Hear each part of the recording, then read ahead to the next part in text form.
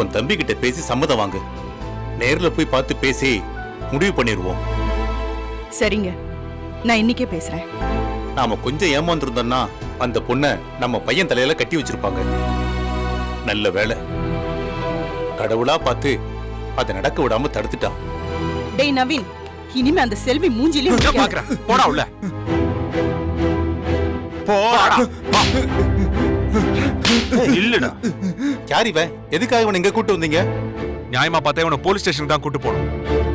அதுக்கு முன்னாடி உங்ககிட்ட நிரூபிக்க வேண்டிய உண்மை ஒண்ணு இருக்கு. அதுக்காக தான் இவனை இங்க கூட்டு வந்திருக்கேன். என்ன உண்மை? யார் இவன்? செல்வியோட போட்டோவை அசிங்கமா மார்பிங் பண்ணி அவளை தப்பான பொண்ணா சித்தரிச்சது இந்த பொறுக்கிதான்.